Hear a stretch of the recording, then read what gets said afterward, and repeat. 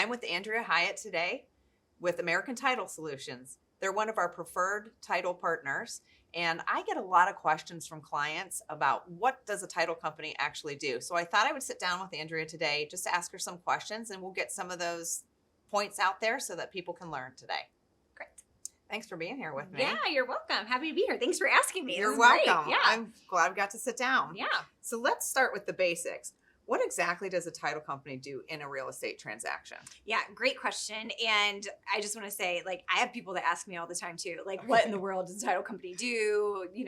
There's just a lot of confusion behind it. I think the general consumer thinks about real estate is, okay, yeah, I'm buying a house, and then there's all the stuff that happens in the middle, and then I get the keys, and there's a 30 to 45 day window of all of these things that are happening, vendors that are working and doing things. So our job as the title and escrow company is we are doing a search of the property. So every transfer that has happened on a property, you can think of them like a link in a chain. So there's all these different links. Each transfer is a link in a chain. We're checking every single link in that chain to make sure that everything was done properly, done legally, done well and right, that there's no existing liens from any of those transfers. And then the current property owner, we're going to check to make sure that there are no liens on that property. Okay. So in the typical ones that we see, people have a mortgage, there's property taxes. Sometimes there could be a child support lien. Sometimes there's a judgment lien from the IRS. So we're going to gather all of that data. We are going to get any kind of payoffs that are required to pay off those liens. And we're going to make sure that those are paid off through the actual closing. So let's just say my house is, $200,000, and the amount of liens that I owe, my mortgage, any kind of child support liens, any of that, let's just say those equal $100,000. As the title company, we work to make sure those are paid off, and then the proceeds, anything left over, which in this case would be $100,000, that's what the seller is going to get back. Okay. So, that's a really important piece of it. We're making sure all of those liens are taken care of, making sure all the money is taken care of. Okay. So as an escrow company, we're a third disinterested party. So we really care that all of the line items of a contract are being taken care of and they're done well and right. So there can't be a change to the contract just willy-nilly, somebody saying, oh, well, I wanted this and I wanted that. Okay, well, it's got to be on the contract. Right. Both parties have to sign it. And so our fiduciary responsibility is to make sure that basically each item on that contract is done well. So we're kind of like the safeguard of the contract and of the money and that whole entire process. Okay. So that's a really important job. Yeah, really important. Yes. For someone buying their first home, how would you explain the importance of the title work in plain terms? And you kind of went over that so people can infer that, but kind of like what's important for a first-time home buyer to know? Oh, gosh. Yeah. First-time home buyer and in any home buyer is, when you are purchasing a home, it is the most important purchase a lot of times that anybody will make. Most certainly, probably the most expensive, one would argue. So you want to make sure that you, in fact, own that house. And there, unfortunately could be times where maybe you're using a company who their searches doesn't come up with all of the liens on a property. Okay. Or maybe things aren't paid off properly. Okay. So as a home buyer, I want to make sure that I have 100% interest. If this cup is worth $100,000, well, I want to make sure that nobody owns any of this cup, right? Because if they do, it's not mine, right? Maybe only the handle is mine, okay? So we work really hard to make sure that that is done well and done right. And so any title company you're working with, making sure that the people that they are using to do their exams and their searches, that they're very well seasoned, that they're local is super important. There are things as a title company, we go to those local, those courthouses to look in the recorded documents to actually, they've got these big giant books for anything that's really old. Not everything's on the computer. And so we're manually going in and sometimes searching those things out. Even though we're in an electronic age, not everything is electronic. So making sure you're working with a really reputable title company that is doing that well and right is probably the most important thing. Perfect. So some clients ask, do I really need title insurance? Because there's a significant cost to that as part of their closing Sure. costs. So what are the biggest risks that buyers face if they don't have proper title insurance? Yeah. So, title insurance covers things known and unknown. And I think it's that unknown piece, Mm-hmm. PIECE, Yeah. the unknown piece that is really what title insurance is all about. So as an examiner, we can go and we can find all of these things that are actually recorded in the county. However, there are things that may not be recorded in the county, and those can still be valid. For example, there are lease or land contracts that somebody might employ. Mm-hmm. Like I might say, hey, Christina, like you want to buy my house, and we'll create a land contract, and I Mhm. just keep it in my drawer. Right. I'm not And you recording it never with the filed county, it. and Right. it's never filed. Right. Well, let's just say that property happens to somehow get transferred. Well, if I'm producing this piece of paper that has a land contract on it, whoopsie, like Right. it absolutely is valid. And so what do we do with this now? Okay. Well, title insurance would, obviously it would be a process and we'd have to go through a Sure. claim, but that would take care of it. One of the things that we see so many times is a prior mortgage from, multiple transfers ago. It either wasn't, the lien release wasn't actually filed, Okay. or, in some circumstances, maybe it wasn't paid off. Maybe the title company missed it. So, we're working to look to see, was there anything missed? Unfortunately, in this day and age, there's fraud and there's forgery. So checking to make sure, like, hey, did the right entity or party actually sign on behalf? Mhm. Is this really Mr. or Mrs. Smith? Mhm. Those are really important things. So, Sure they are. yeah. Well, that's great. Can you walk us through what happens behind the scene? Like once you get the first, like you guys get a contract, and what's the first thing that you guys start doing, and kind of walk me through real quick what the steps are. All the steps. Okay. Well, you can leave some of it out if it's a long thing, but just let's There's hit the highlights. 157 steps. Okay, let's hit the highlights. Okay. So the first thing that we're going to do is we're going to make sure that the parties who sign the contract are actually valid parties. Sure. So we have seen it where maybe a seller will sign and like Christina, Roberto, like you're signing as yourself, but actually that property is in a trust. Okay. Or maybe it's an LLC. So we're going to say, oh, time out. Christina doesn't actually own this property. The trust does. However, her trust does. And so that's just a kind of going back to the purchase agreement and saying it's got to be, whatever your title is, if you're the trustee or if you're the sole member, whatever your title is for that entity, like we need to make sure you're signing that property properly and that you have the authority to sign. Okay. So when it's an individual, that's a little easier, to proof that out. But if it's an entity, we've got to get those documents. So that's the first step, correct parties. The second step, doing the search, right? Like we want to make sure that that search is done well and complete, and we've got all of the liens out there. Okay. Once we have got those liens, we're sending those things out. If it's financed, we're going to send what we call a commitment out to the lender, and the lender is going to finish their underwriting based on what we find out as a title company. Obviously, we're sending preliminary documents to the buyer and the seller. As the buyer, we want to know how are they taking title? Do they want to be vested in a trust? Do they want it to be individually in their names? So we're reaching out to them. We're making sure that we have the social security numbers and critical information from all parties, because we're searching all parties in a transaction to find all of those things. And then we're going to order an actual survey on the property if the lender requires it. And that's just making sure, hey, like here's the boundary lines. Is there anything, going on to the neighbor's property? Is there anything on the neighbor's property coming onto ours? It's just that overhead view, because that really affects, a new buyer. It could affect their value and their usage to the property. So we're sharing that with all parties. And once everything is kind of complete from an underwriting standpoint, like we've got all the particulars on each individual, lien and all of that. We're reaching out. We're going to reconcile numbers with the bank. They're going to send us their figures. We're going to send those figures out to the client. As the agent, we're really working very heavily with the agents to make sure, hey, A, B, and C have been done. You've got your, all of your repairs, all of those are done. We're working back and forth with the agent to make sure everything has been done on their side.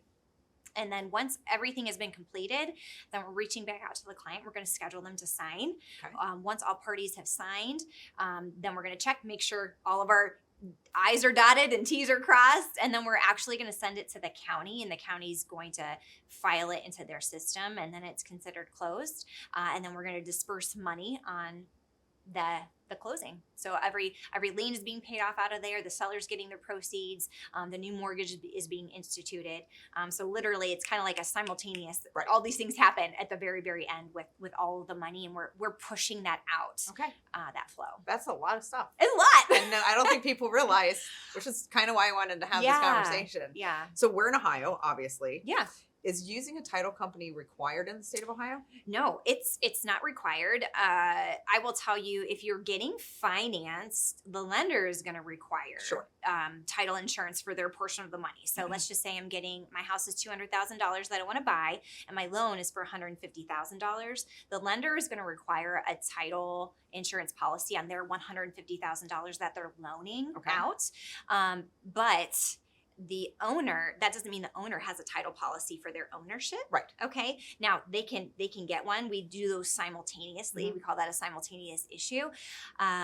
It's not required. But again, if I have this cup and I'm buying it for $200,000, it's a real big kick in the pants if I don't actually own It's a really nice way to put that. if I don't own this $200,000 cup, right? So obviously, I've been in this industry, for 17 years. I've seen the ugly, the crazy things that like you can't make it up, right? How did we get here? How did we get to this point? I've seen it where it wasn't a case in our company, but I've seen the legal descriptions were actually switched on two different houses. And so I'm going to put my cup down because I talk with my hands a lot. So like, if I own house A and my neighbor owns house B, they were paying each other's mortgages. Oh, goodness. Oh, it was a big deal. It was a really big deal. I don't even know how that would happen. None of us really knew how it happened. The legals got mixed up. Their addresses were mixed up. Like everything was completely backwards. So that took a long time to unwind. And again, not our title company that did that. This was a case with a new construction, so a new subdivision, and things kind of got messy with the paperwork. So, and I just lost my train of thought. Tell me again what your question was. Well, just like, are you required? Are you required? Yeah. So, no, you are not required. However, highly recommended to make sure that you own your property. And kind of going back to what we said at the beginning, there are a lot of things that are unknown that could creep up and pop up.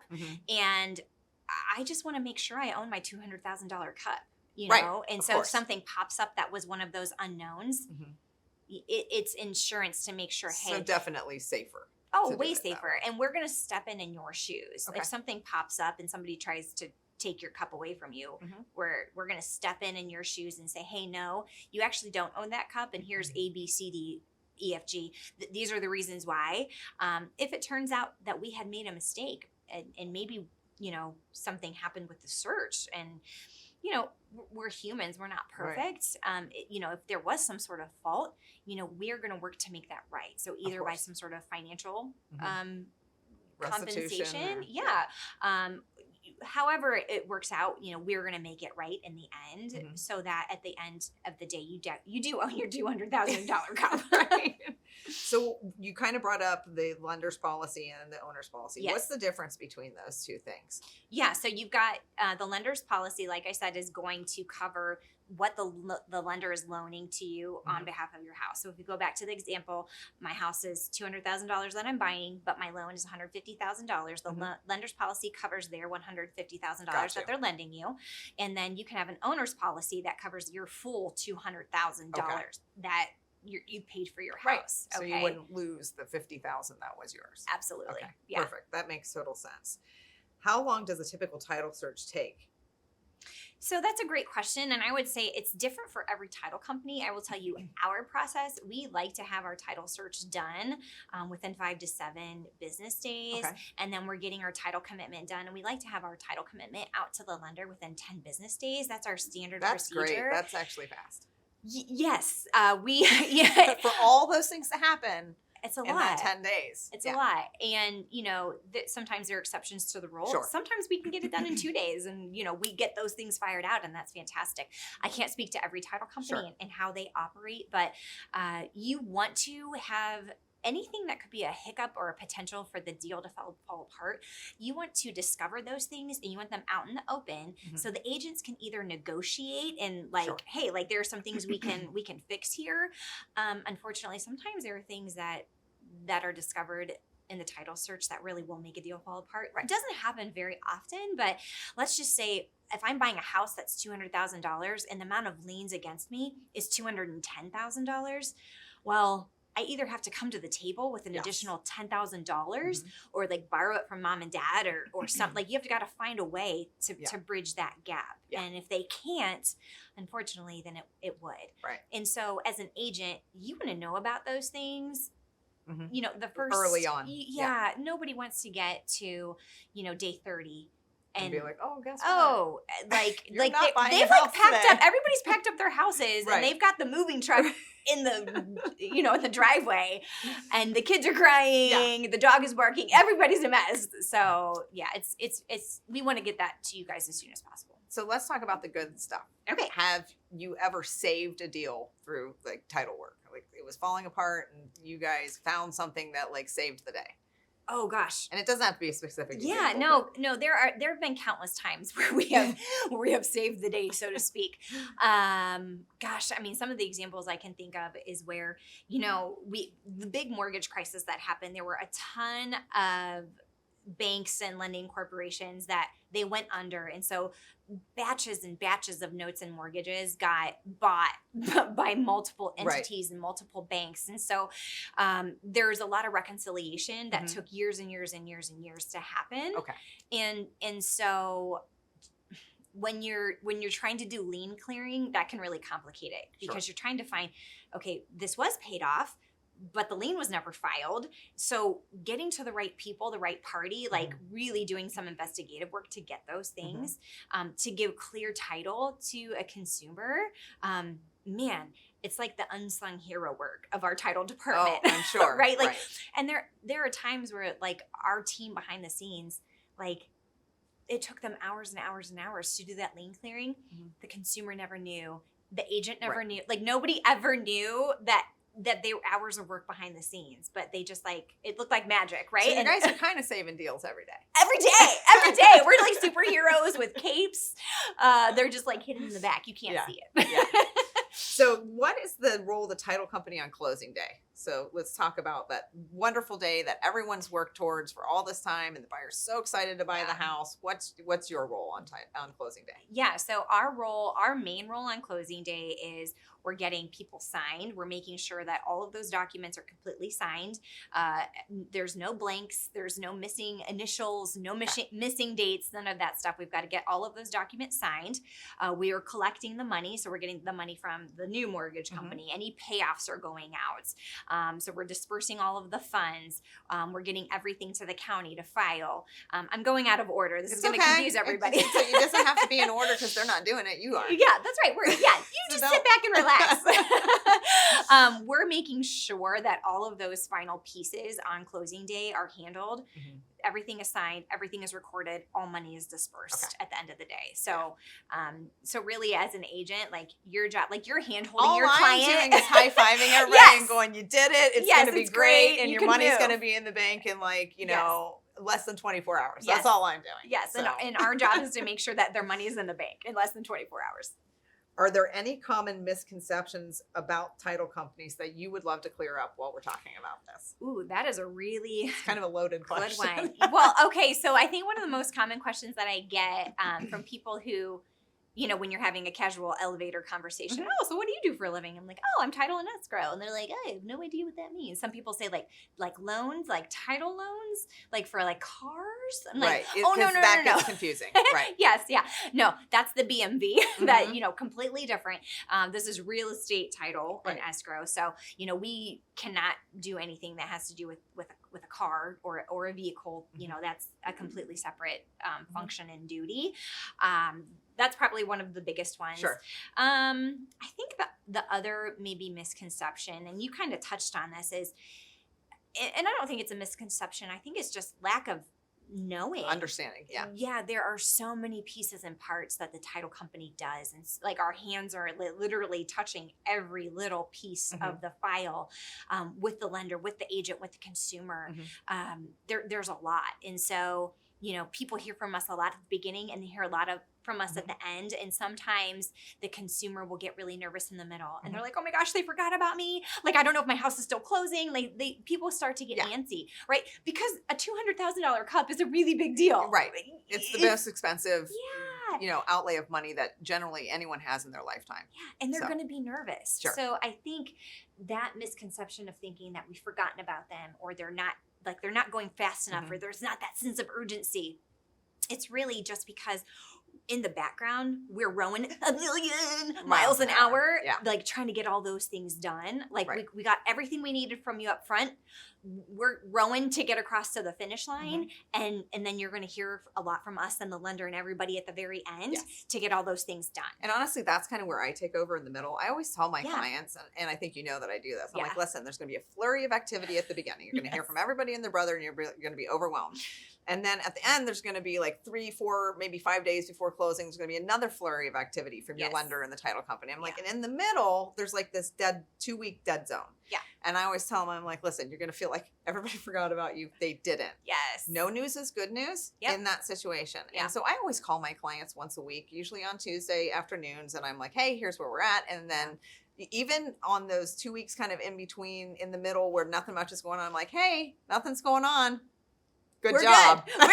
We're good. Don't panic. Yeah. So I try to kind of mitigate that because you're right. People do think, oh my gosh, nothing's going on. Like, what are these people doing? You know, so as agents, I think it's a little bit the onus on us in that kind of slow part in the middle to just kind of make sure that the buyer or the seller knows that it's quiet right now, but that's okay. I always just tell them, you know, it's quiet, but the lender and the title company are running around their offices like crazy right now. You just don't see it. You just don't see it. Yes. Yeah. So how do you guys at American Title Solutions set yourself apart from other title companies? Because we've talked about what can go wrong. So, and obviously you guys aren't perfect. Nobody is. And there are things that you can't find in a title search sometimes. Yeah. But how do you set yourself apart? Yeah, that again is an excellent question. There are a couple ways that we like to set ourselves apart. One is the way that we communicate and our level of communication. I think the biggest thing that we hear from people is like, oh, I just need to hear more. Like, I need to know more. Like, I need more communication. And so we have pushed really, really heavily to make sure that we're communicating those updates. So we've got automatic texts and email updates that are going out. Like every time an important milestone happens in a transaction, we're pushing those out so that people don't feel like, hey, I don't know what's happening. Like I feel lost in this transaction. Like we're kind of giving them like that guideline of, hey, like we're on step 1 and then there's step 2, step 3, step 4. So that's how we're communicating really well with the consumer. You know, secondarily, but also equally important is, you know, who we have doing our searches. So our main examiners that we have doing and overlooking all of our things, they're 2 attorneys and they're really, really high level and really great at what they do. And our underwriter, his name is Marty, who works really hard whenever we have any kind of issues, problem solving. Like there are issues. Real estate is messy and then there are things that are going to come up. And so the way that we handle those and the way that we problem solve is really important because it, like you said, it can make or break a deal, right? Like things will fall apart if you can't solve the issues. Sure. So having the right examiners in place and the right underwriter in place that can help solve issues and get you to the next level is critical. I'm so proud of our teams and how they operate in that space. And I think also, thirdly, and equally as important is our level of security that we have. As a title company, you know, the amount of money that's flowing in and out in a single day is staggering. And so we take that responsibility really, really seriously. Also, the inflow and outflow of people's personal data. You know, we have a secure portal with multi-factor authentication where people, they zoom into that portal, you know, multi-factor authentication to get in, fill out their documents, all of those things. You know, we're never emailing anything important to people. It's always through that portal.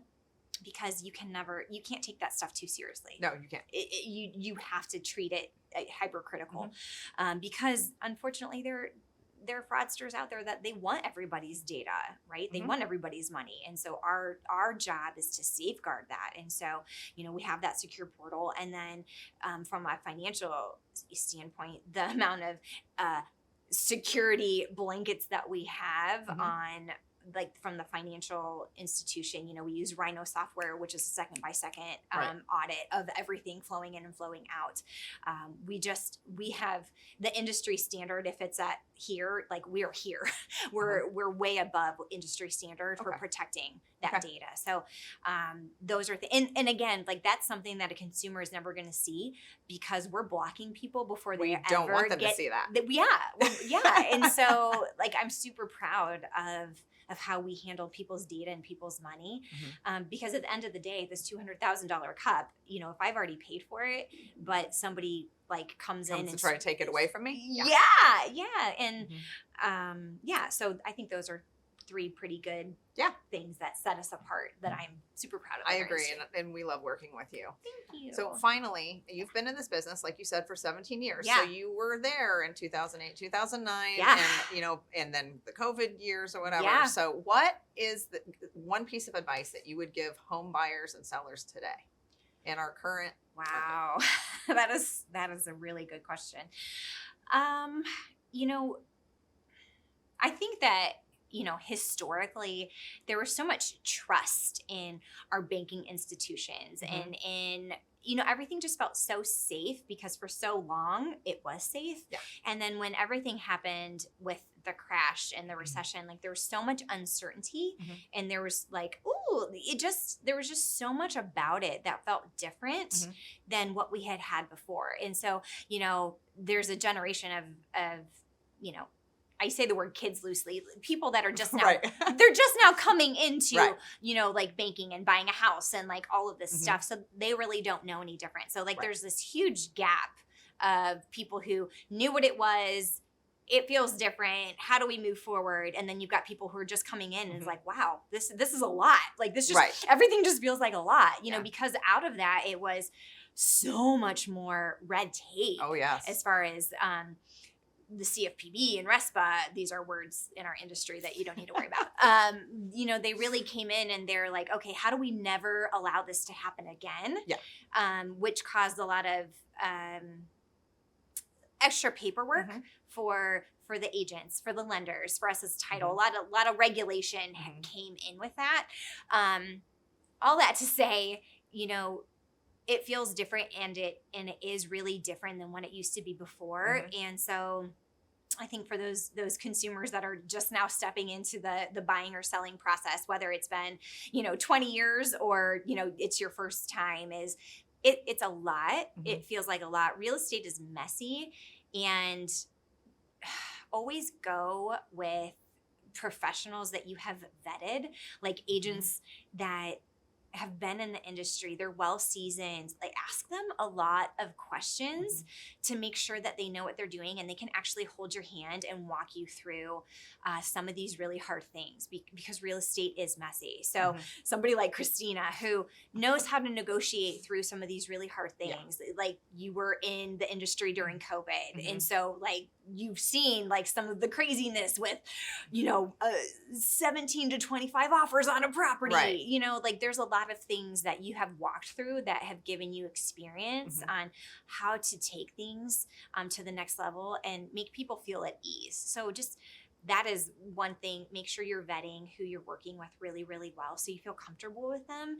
Same thing with title and lending.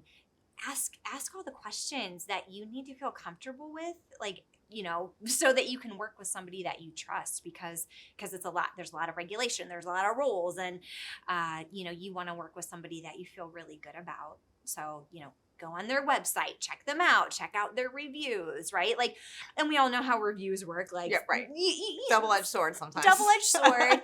But, right, like, and I will never sit here and say we're perfect. And, like, we've got, a million 5-star reviews. We have a lot of 5-star reviews, which I'm really proud of.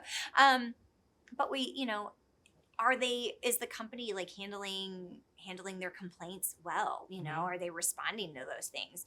Because I can tell you, we truly care about our customers and the customer service experience, and we're not perfect. I'll never claim to be, but we want to make it right and we want to fix it if there was a mistake. So, you know, working with a company that has that bend on their business model, I think is really important. So great. Well, thank you so much for spending the time with me today. I think this is going to be something that will be very helpful, especially like you said, for new people who are just not used to this whole, you know, the way things go. And I just think that it was a really nice conversation I learned some things today. Oh, good. I know what you do, but then you kind of got through some stuff. I was like, that's a lot.